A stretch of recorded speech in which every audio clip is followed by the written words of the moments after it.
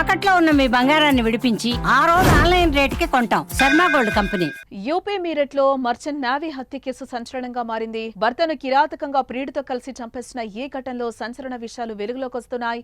తాజాగా మరో కీలక విషయమైతే వెలుగులోకి వచ్చింది. ఈ హత్య కుమార్తె కళ్ళెదుటే జరిగినట్టుగా తెలుస్తోంది.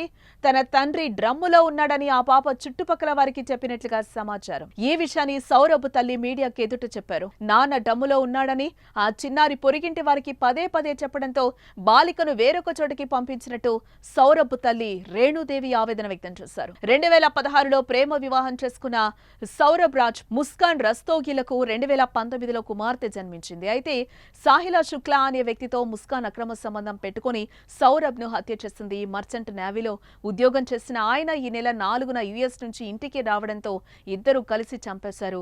మార్చి 4న అతడికి నిద్ర మాత్రలు ఇవ్వడంతో గాఢ నిద్రలోకి వెళ్లిన అనంతరం 15 ముక్కలుగా కోసి ప్లాస్టిక్ డ్రమ్లో సీల్ చేసింది. ఇదంతా కుమార్తె ముందే జరగడం, ఆమె పక్కింటి వారికి నాన్న డ్రమ్ములో ఉన్నాడని చెప్పడం విస్మయానికి గురి చేస్తోంది.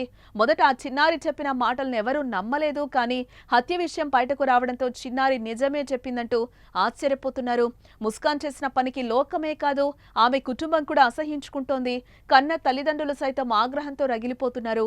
సౌరభ్ తమ కుమార్తెను గుడ్డిగా ప్రేమించాడని, అతడిని అంత దారుణంగా హతమార్చిన తమ కుమార్తెకు ఉరిశిక్ష వెయ్యాలంటూ డిమాండ్ చేస్తున్నారు. అంతేకాదు తమ కుమార్తె ముస్కాన్ కి ఆమె ప్రియుడికి డ్రగ్స్ వాడే అలవాటు కూడా ఉందని చెప్పడం ఇప్పుడు సంచలనంగా మారింది.